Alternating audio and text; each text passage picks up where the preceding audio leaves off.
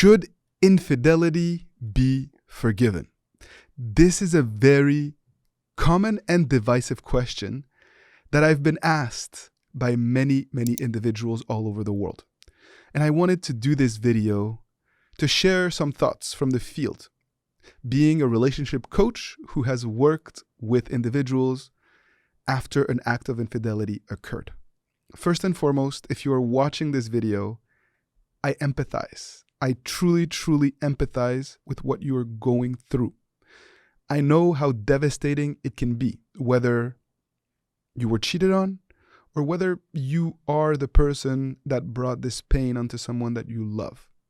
Either way, cheating and infidelity can cause massive heartache and can have devastating consequences on the parties involved.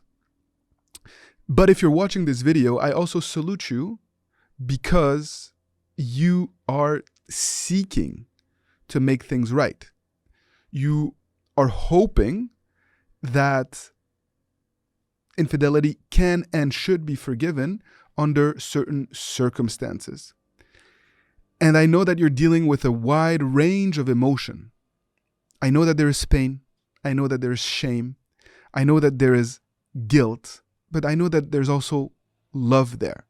And so trying to wrestle all of these different emotions and to make sense of all of these emotions is what this video is all about.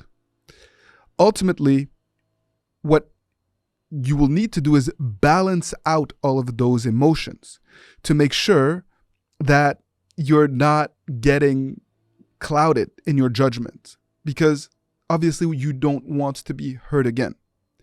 But at the same time, you care deeply about this individual.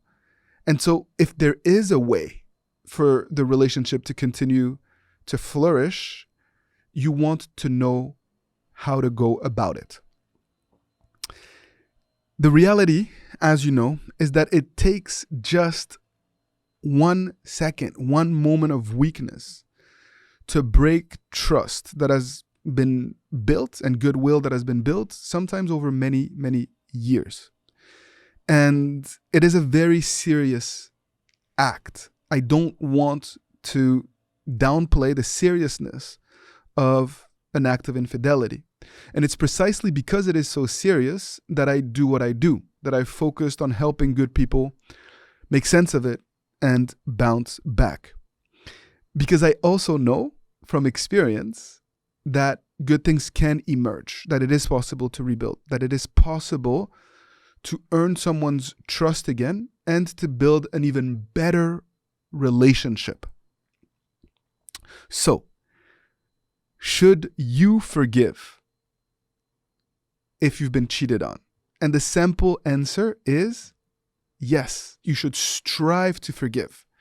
You should strive to forgive. If you do not forgive, you will continue to carry this grief, this pain, and this frustration with you. Forgiving does not mean making it okay or just giving them a pass. It really means working to unburden yourself of what has happened to you. Separating the act from the person who committed it. Is what I'm asking to do easy? It is not. It is not easy to forgive, but it is necessary. It is necessary for your sanity. It is necessary for your well-being. It is necessary for your happiness.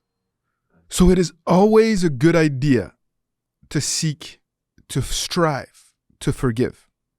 And it's important to realize that forgiving doesn't necessarily mean getting back together. It doesn't necessarily mean giving the cheater another chance. That is a separate process. But it is absolutely essential for you, for your well-being, for your psyche, to seek to forgive or to seek to be forgiven if you committed an act of infidelity. Ultimately, what will determine whether you should give this person another chance is not just how much you love this other person, but really by focusing on their effort, their commitment to changing, to earning your trust again. Whether or not they are taking it seriously and are willing to put in the work to change the bad habits that led to this act of infidelity. We must go and address the root cause. Why? And if they are diligent, intentional, and willing to do that, while also, of course, being patient, having empathy with you, giving you the time and space that you need to be able to heal, then of course, I would highly encourage you to give it another chance. We want to do so in a way that protects you, your psyche, and that ensures that you're not going to get hurt again. And the reality is that you need help. Your partner also needs support in order to be able to overcome this common issue, actually. Infidelity and cheating happens way more than you would imagine. Without help, our emotions will get the best of us. Our resentment, our fear, our insecurities will ultimately cause the relationship to just implode. And as a relationship coach specialized in helping people overcome infidelity and build a better relationship, it is my job to provide you with that support. That is why I have created an entire course on how to overcome infidelity, both for yourself and for your partner, for the person who cheated as well as the person who was cheated on. And if you have not checked it out yet, I highly recommend that you check it out via the link below. Ultimately, you have to determine if you are willing to put in the work and whether you should forgive your significant other as well as give them another chance. You need to take into account your unique set of circumstances in order to make that determination.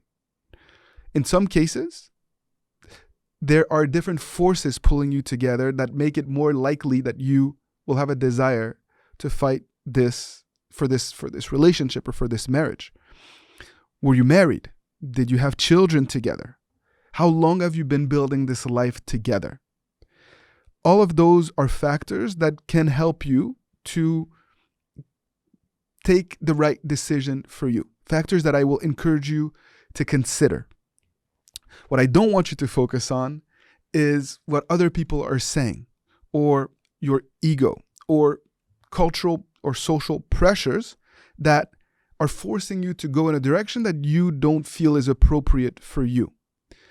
I know it's not easy, but more than ever, you need to do what you feel is in your best interest, and you need to make sure that you have given yourself time and space to process and to grieve before making these life-changing mistakes. What you need to know is that there is a life after cheating. I see it with couples that work with me every single day. This is not necessarily the end. And I see that many relationships actually can become stronger and healthier and even better if the right steps are taken. And that's why I encourage you really to do the work, to do your research, to make sure that you have tools at your disposal to maximize your chances of success if you choose to fight for your relationship.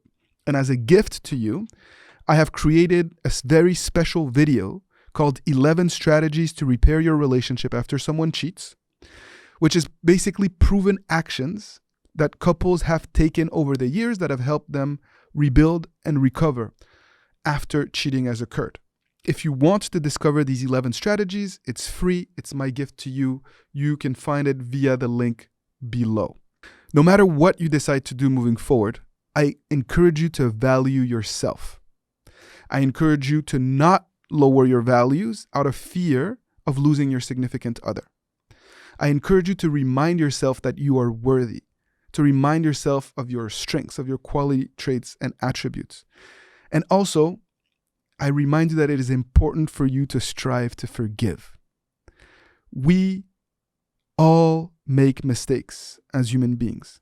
No matter what others tell you, they are not necessarily contradictory beliefs or values. You can recognize that your significant other did you wrong. You can recognize how horrible of an act you committed or your partner committed, while at the same time understanding that we are noble beings who are imperfect and who end up making mistakes that we hopefully learn from and grow from. And that is my hope for you. So please continue to seek the support that you need. We are here for you. Again, check out my gift to you, this very special video in the link below.